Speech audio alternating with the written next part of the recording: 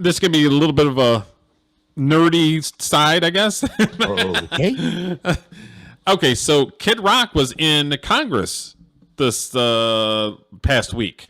I think it was 5 days ago. And he has been on a tear the last couple months about ticket prices. And he's going down the road that Pearl Jam went down 30 years ago about ticket prices. Yeah, I remember. And he talks about this. So I don't have the full 2-hour thing, but I grabbed a couple clips where he's talking about it, and then they're kind of going over it. So I just grabbed a couple different clips regarding that. So we'll check it out.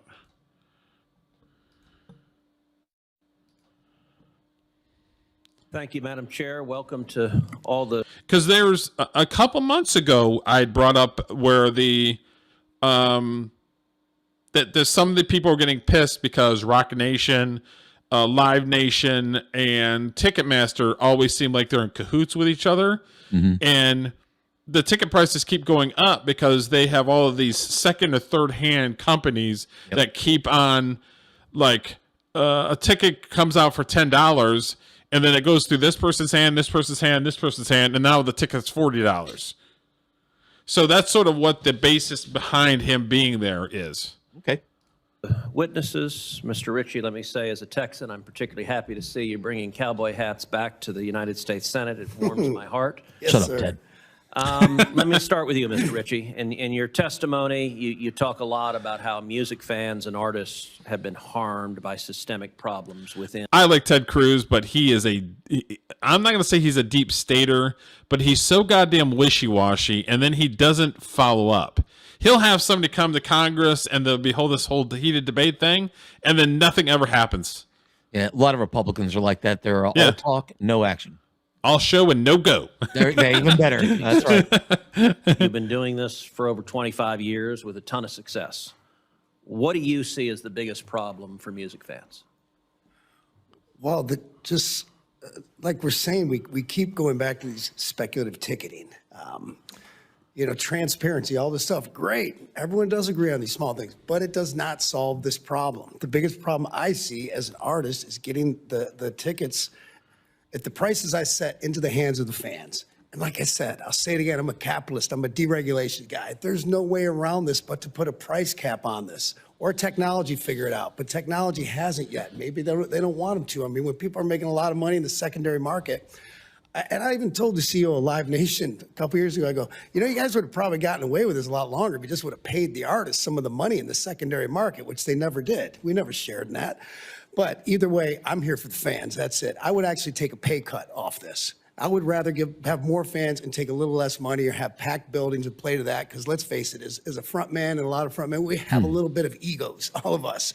And rather than take that little bit extra money. Fortunately, no one in politics has that. Yeah, not at all. Can you pause real quick? I have a comment on this. The prices. It's kind of a juxtaposition. So earlier we listened to Bruce Springsteen, who charges like $500 to go see him.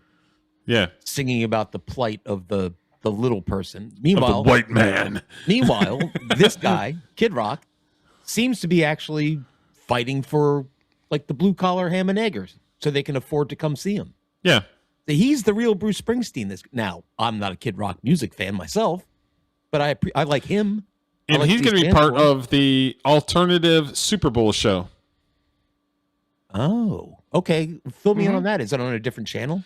It's going to be on a bunch of different YouTube channels, and it's going to be, it's going to be an alternative to fucking some asshole. Bad Bunny and Green Day? Named Bad Bunny. Okay. Getting them in the hands of the fans. You also talked about how artists have lost leverage. Like Turning Point's going to have it. It's going to be on a bunch of different things. I mean, Turning Point's kind of a little cringy sometimes, but I'm down with it. I'll watch it. Venues make relationships with ticket sellers. Can you explain what it means, how performers have lost leverage, and what might change if artists had more control over ticket sales? Well, I mean, just with this, speaking of the secondary market, if I went to Ticketmaster, I don't know, a couple months ago, I got a tour coming up.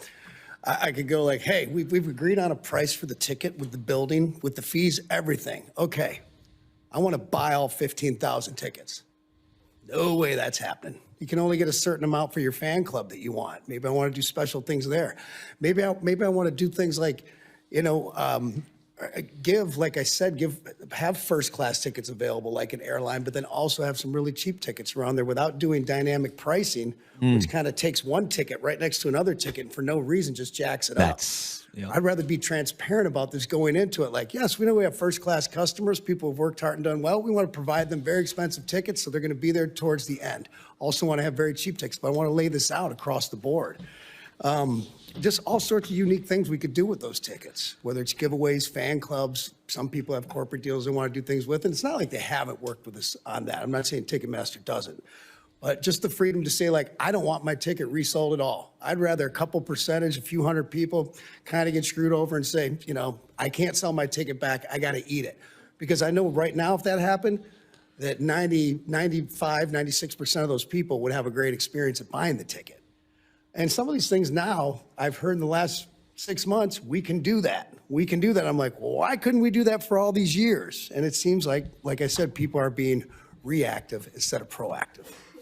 Let me ask the other witnesses, do you agree with Mr. Ritchie, number one, that as an artist he could not buy, say, all 15,000 tickets? And if you agree that under status quo he can't, why not? I can answer that, Senator. The reason is because in the United States, the tickets are issued and owned by the venues. The ticket is literally a license to come onto the premises during the show. And so there are venue interests here that are... You disagree? I just don't like his wording. I don't like it's okay, what a ticket really is a license to be on the premises. Like that sounds like it's kind of true because I can't just not have a ticket and just be walking around the stage to be like, what the fuck are you doing here? Yeah, what Kid Rock was saying about dynamic pricing, that's a big thing lately. And I'll give you a for instance on this. So Oasis, their reunion tour, which is probably the biggest tour to happen in years and years and years in terms of demand. You would go online and get in line to buy a ticket, right? And at that point in time, the ticket was, let's say, $135 or something, just to throw a number out there. And you're in line waiting, and the price is going up. So when you check out, it says, all right, that'll be $350. Because demand was so high, the ticket sellers were just raising it to meet the demand. And that, I don't know, man, that seems like some shifty That's stuff shady to me. as fuck. That's right on. I was like, why? There's got to be some kind of way that with technology nowadays that, here's my opinion, the resale market needs to go. If the ticket's $45, like StubHub and all them. Yeah, I've used them a couple of times, but I would rather like somebody buy the ticket who actually wanted to go see the music and not just buy the ticket so they can make money off of it and flip it. So to speak. There's got to be some way to, I would use the term like some sort of electronic watermarking on the original ticket that you buy that would make it non-transferable to somebody else. I don't know the technology behind it, but that to me would be the answer. Because what's happening is, let's say Pink Floyd's on tour, right? They're not, but let's pretend. You're going to wind up paying like $500 for a shitty seat to see Pink Floyd. And what it does for me as a fan of that band who would actually maybe like to see them. But meanwhile, a few miles down the street, there's a Pink Floyd tribute band playing for $20. I'm going to go see them. Does that make sense? I mean, they're making it so common people can't afford these tickets. Yeah. Yeah, Agree, Scorpio. Mm-hmm. Reflected in thousands of contracts. And what the venues will defer to Mr. Ritchie or any other artist on are the pricing, resale restrictions, things like that, but they're not going to give up their property rights in the tickets. We too are rooting for fan success, Senator Cruz. We believe the artist and the artist success and event success, we want to see sold out. We help achieve 100% sold out. But at the end of the day, I agree. The artist, they should set whatever price they want to set. I think Kid Rock, if I may. I agree with that. I think he's absolutely right. I wish they would have put the name of the person that's talking because they didn't. So it says, okay, who's this? Who's this? You know? I'm just guessing Feldman or something. I'm assuming that I'm assuming that one of them is Live Nation or Ticketmaster. These Live Nation and Ticketmaster are not in the business of music. They're in the business of money. Yeah. And artists are in the business of music, and there needs to be some sort of, they need each other. Yeah. Dude, Kid Rock couldn't just do all the logistics that needs to be done to set up a concert. He's got to concentrate on his band and rehearsing. But it just seems like these people, they just don't care. It's all about the money. And I'm a capitalist, but there's when you have too many hands in the pot that are pulling from the ticket prices, it's like, I don't remember that happening 30 years ago. Dude, back in the day when I used to spend the night in front of a Sears, waiting to get tickets for the Scorpions, for Rush or whatever, if you scalped them, you'd get arrested. It was illegal to resell tickets at a higher value than face value. But this has all changed, and now they make it legal just because it's a website or an app. Yeah, I don't know. Yeah. They've normalized what was once verboten. He wants to set different tiers of his pricing, he can, and fans should have that option. They should also have the option, if they choose, to recover their costs if they can't use it or to be able to resell it. Ticketmaster doesn't make it very easy, sir. Sometimes these price caps come with price floors. It happened to me, and I'm in the industry last year up in Baltimore to see Billy Joel and Stevie Nicks. Took my kid up there. One of us couldn't make it due to business, and we weren't allowed to even resell it for $50. It was a $180 ticket. They set a floor. That seat went empty. An empty seat doesn't buy beer, hot dogs, or merchandise. So we think there ought to be options for consumers. I don't think anybody disagrees with the fact that there should be some resale available for those types of events that occur. That being said, I disagree. When a bot or somebody comes in and purchases hundreds of tickets or whatnot, and we are looking at it as a venue, as a sold-out performance, so we staff as such. My guess is he's Live Nation or he's Ticketmaster. Because he said we. Yeah, but this guy's actually so far making a little bit of sense. You know, back in the day if I had a ticket to a concert and I couldn't make it, you know what my option was? Find a buddy and go, hey, like it was paper tickets back then. I'm going to go, hey, you want to go to the show? I can't make it. And would you mind giving me like 50 but there's some music artists that I absolutely love that people in my family or whatever don't give a shit. You know what I mean? Yeah, well, then back in the day you were SOL at that point. Yeah. So there was some back channels.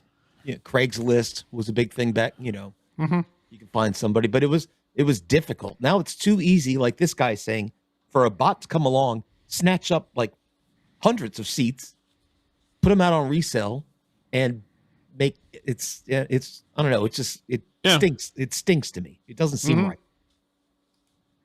With 100% staffing, the whole lot, and we're also paying the artist for that sold out show as well. And unfortunately, when those brokers can't get their tickets sold, we'll see a drop count, which is how many people are actually through the door, of 60 to 70%. So now we've lost 30 to 40% of the income from food and beverage, which is how we make our money as a venue. And so, that's true. But the salt on the wound is that these brokers, these scalpers, will then claim fraud on all of the unsold tickets and will get their money back from these credit card companies.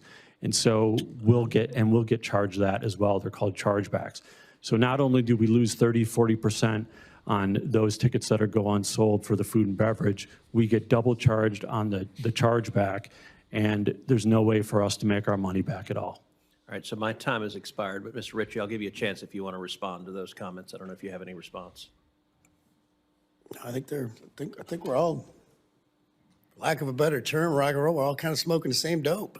All right, that spices up the hearing even more. It's very, very rock and roll there, Mr. Ritchie.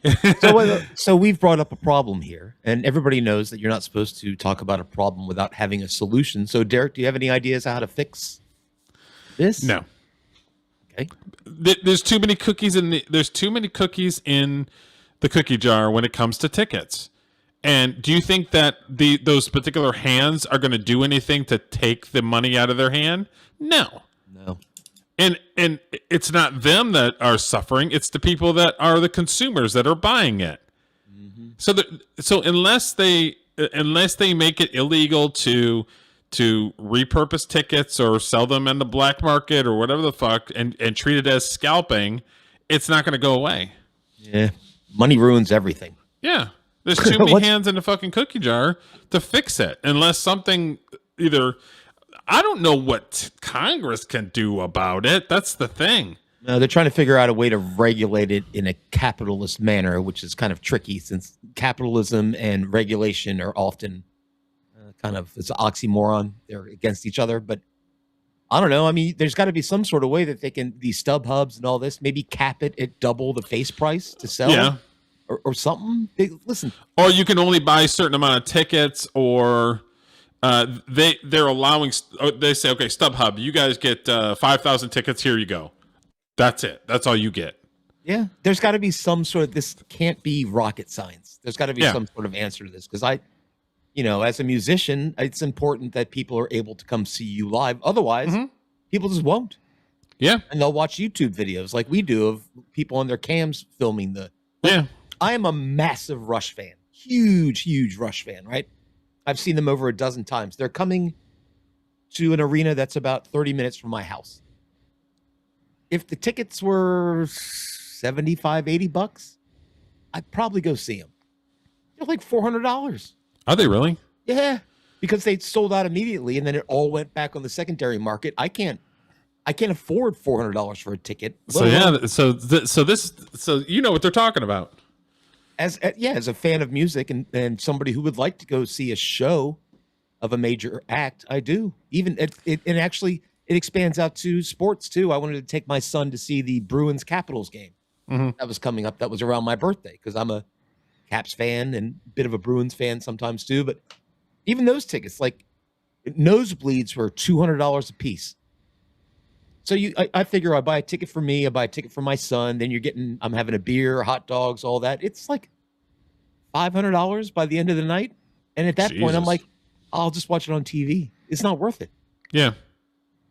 And it shouldn't be like that. If they want people to come out and follow the product, it shouldn't be like that.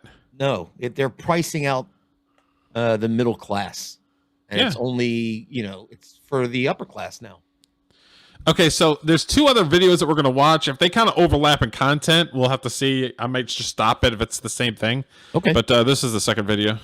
Ritchie, PKA, Kid Rock. I'm proud to say I've been packing arenas, amphitheaters, and stadiums with the greatest fans on earth for over 25 years. I'm also a capitalist. I'm here today because I love God. I love this country. I love live music and sports.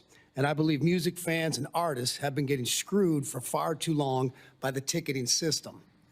I'm in a unique position to testify because, unlike most of my peers, I am beholden to no one. No record companies, no managers, no corporate endorsements or deals. To put it plainly, he owns most of his stuff. I ain't scared. I ain't scared to speak out on these issues like many artists, managers, and agents are for fear of biting the hand that feeds them. I'm here because hardworking Americans who love live music deserve better, and because artists deserve control over their own work. And let's be clear, this problem is older than timeouts and participation trophies. 30 years ago, members of the rock band Pearl Jam, members of the rock band Pearl Jam sat in these same seats, warning Congress about ticketing abuse. In 2009, Congress was told under oath that merging Live Nation and Ticketmaster would benefit artists and fans. The CEO of Live Nation called the merger an experiment and promised it would increase competition, empower artists, and lower costs. He also said, and I quote, "A system that empowers artists benefits everyone." Almost need a rim shot after that. The CEO of Ticketmaster at the time also testified in 2009 and said, "We believe the combination of..." I don't know if you heard or not, but he just talked about Pearl Jam being in the same spot 30 years ago. I was listening. I Our heard. two companies will benefit artists, fans, theaters, sports teams, museums, and all the other facilities, performers, and spectators who use our services. The economic foundation that supported artists in the past is crumbling. Piracy is threatening their livelihood. Secondary ticketing is driving up prices for the fans with absolutely no benefit to the artist. Needless to say, that experiment has failed miserably. Independent venues have been crushed. Artists have lost leverage. Fans are paying more than ever and getting blamed for it. Should Ticketmaster and Live Nation be broken up? Probably. Would that alone fix things? Not sure it would. But I am sure of this. No artist should be forced to sell their tickets without a say in who sells them and how they are sold. What other business in America doesn't control or at least have a say in their own inventory? If artists had real choice, real competition would follow. And tickets would Love the Detroit DEN in his ring. That was Oh awesome. yeah, he's Detroit. end up in the Another one of hands your real guys. fans It's one of my at the people. prices we, the artists, set. It's no secret. It's no secret, none, that this industry is full of greedy snakes and scoundrels. Too many suits lining their pockets off talent they never had and fans they mislead. That is true. The truth is, much of this could have been, or still could be, solved through technology, especially proof of humanity tools. It hasn't happened yet because there's just too much money in the secondary ticket market. Ticketing companies didn't fail to stop this. Seems they chose not to. Now, meanwhile, the problem has been addressed with much success overseas. In parts of Europe, resale ticket prices are capped, and it seems to be working. There, see? I've been advocating for a 10% price cap here in the States on the resale of a ticket. And in fairness, Ticketmaster and Live Nation have supported this cap. Where I'm confused is this. I don't think Ticketmaster needs a law passed to do this. If that's true, then it only proves these companies have not been reactive, not proactive. Not proactive. Get it right. I would implore Congress. This is important. Hey, he's a rock star. Yeah, you're right, Derek. You're right. Promoters, buildings, ticketing companies, agencies, and vendors. He's doing a good job, though. Because as I understand, You're it, doing way better you than will I would find do in front of Congress. He's like, Now, my positions and solutions are as follows. Number one, that's all, folks. artists should control who sells their tickets and how. Number two, resale ticket price caps work and protect real fans. Number three, the Bots Act should be enforced. Brokers and bad actors must be stopped, and all should face serious penalties and consequences. All-in pricing is great, but it doesn't fix the system. Outlawing speculative ticketing is obvious. The problem is that ticketing lobbyists push these reforms as cover while fighting to keep tickets in an open market and lets them exploit fans under the guise of capitalism. Do not be fooled by these tactics. Congress and many others have been fooled since the mid-1990s, fooled again in 2009, and so on. This wasn't an experiment. It was a monopoly dressed up as innovation. So I'll close now with the words of one of my favorite rock bands, The Who, and say it is my sincere hope we won't get fooled again. Thank you. Rock on. All right. Well, it is a problem. There's been leeches and parasites sucking off the teat of artists since time immemorial. From back in Sucking off the teat. From back in the Motown days where everybody was taking the artist's money from. We talked about a few shows ago how we looked at one of the, I think it was Ariana Grande's songs, and I'm like, wow, there's 15 producers, 7 engineers, and I'm like, they're all. Oh, yeah, that's sucking off the teat of a thing that's literally done by one guy who's on a computer. Yeah, no. And some perfect. vocals. They're just, it's a parasitic relationship. Yeah, there's too many hands. There's too many hands in a cookie jar, and like I said, they're not gonna say something when your hand is out and they're giving you money. Yeah, and what Kid Rock was saying was pretty much what I said. Like, well, why don't you just cap the resale market? You can only. But do you think the people in power are going to let that happen? The people that are sponging the money off. Or they'll be like, oh, that's a good idea, and they never do it. No, that's correct. But I will restrain myself. I wanted to, Mr. Ritchie, I wanted to ask, in your experience, your direct experience, how much control does the artist have in what the final price for an artist or a customer pays for that ticket relative to the add-ons? The final price or setting the price of what we'd The like? final price. The final price, well, not much. So you I mean, can't- that includes all the fees, the tacked on, how the buildings make their money, everyone this, that, and the other. There's, they charge you how much to print out a ticket at home, all these little stuff that makes no sense, like that everyone's up in Yeah. arms about. We get a ton of say in what we want the tickets priced at, because that's where we make our money, and we make the majority of that money. As I'm sure Mr. Wall will be happy to tell you, that's true. But at the end of the day, no, we don't have any over all those fees and everything that they tack on and all the stuff that people are really upset about. If I say tickets are $49, whatever, fans are usually like, okay, that's great.